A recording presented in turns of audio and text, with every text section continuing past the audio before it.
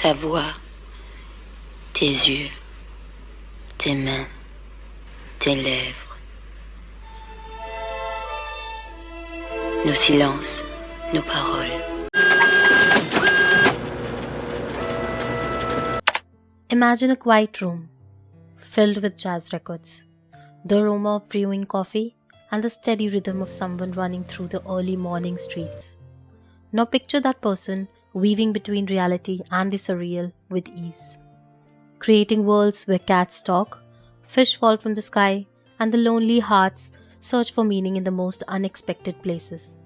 That's Haruki Murakami for you, a writer who doesn't just tell stories but invites you into a dreamlike realm where the ordinary and the extraordinary coexist.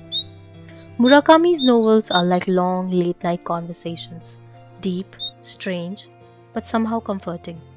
He takes you by the hand and walks you through the labyrinths of his character's mind, exploring themes like love, loneliness, time, and memory. His world feels like it could be yours, just with a little more magic.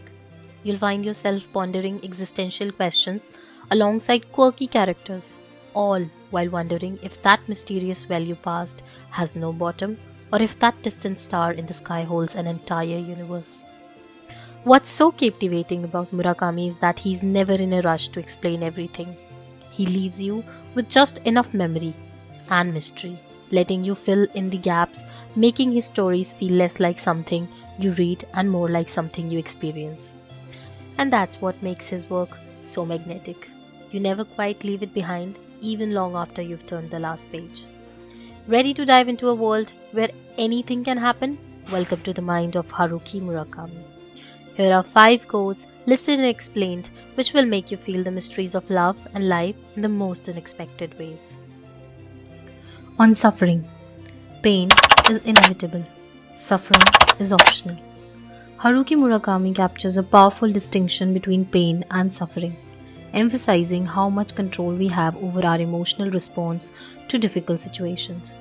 From what I talk about when I talk about running, this speaks to the inevitability of hardship, but reminds us that our response is a choice. Suffering is the emotional burden we place on ourselves by clinging to that pain, whereas we have the option to acknowledge it, accept it, and not let it consume us by shifting our mindset. On fate.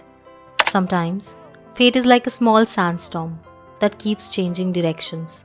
You change direction, but the sandstorm chases you. You turn again, but the storm adjusts. From Kafka on the Shore, it captures Haruki Murakami's perspective on fate and life's inescapable challenges.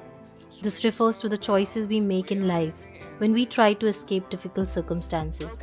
We might take different paths, thinking we can avoid challenges, misfortune, or the inevitable, but often find that these challenges continue to follow us. No matter how much you try to avoid or change course, fate adjusts itself to keep you within its grasp. In the end, it's not about running away from the storm, it's about accepting that you will face it and it will change you. Just like the fate, sometimes the only way forward is through the storm, not around it. On self-discovery. A person learns how to love himself through the simple acts of loving and being loved by someone else. Many people struggle with self-love, self-acceptance, or even understanding their own worth. We don't naturally or automatically know how to love ourselves. It's something we learn over time, often through interactions and relationships with others. By loving others, through kindness, care, and affection, we come to understand love more fully. When we give love, we experience the joy and fulfillment it brings, and that helps us appreciate the value we hold as someone capable of loving deeply. Loving others shows us the warmth and meaning we are capable of sharing with the world. While in contrast, receiving love from others helps us see ourselves through their eyes. When someone loves us, they often see beauty, worth, and value in us that we might not see in ourselves. In essence, Murakami suggests that self-love is not something we achieve in isolation.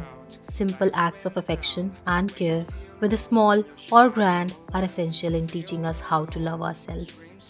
On expectations.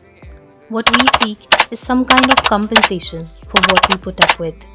From Kafka on the Shore, a reflection on the give and take in love, the emotional investments we make, and what we hope to receive in return, highlights the human tendency to expect a reward or balance in life, especially after enduring hardship or challenges.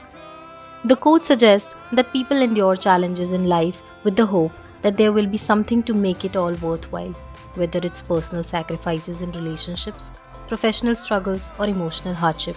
We often expect or hope that some kind of reward, whether in the form of happiness, recognition, or fulfillment, will come as a result. It reflects the idea that we want life to be fair, to have balance. If we endure pain, we seek joy. If we struggle, we want success. At its core, this quote expresses the universal human hope that life offers something positive in return for the difficulties we go through. We look for something that makes our struggles feel worthwhile. Sometimes, and some things that justifies or balances the difficulties we have faced. On life, death is not the opposite of life, but a part of it. From Norwegian Wood. Though this speaks about death, it highlights the deep connection between life, love, and loss, essential elements of human relationships. In a conventional sense, we often think of life and death as opposites. Life representing existence, vitality, and action, while death is seen as the end of all these things, a complete cessation. But this quote challenges that viewpoint, suggesting that life and death are not contradictory states. They don't cancel each other out, but instead are part of the same continuum. It invites us to see death not as something to fear or avoid, but as a natural part of living. It suggests that death is just one phase of the journey, and that understanding and accepting it can bring a deeper appreciation for life itself. By integrating death into our understanding of life, we are more likely to live fully and mindfully, knowing that everything is a part of a greater cycle. Life and death are interdependent. Death gives meaning to life by creating an endpoint, and life leads inevitably towards death.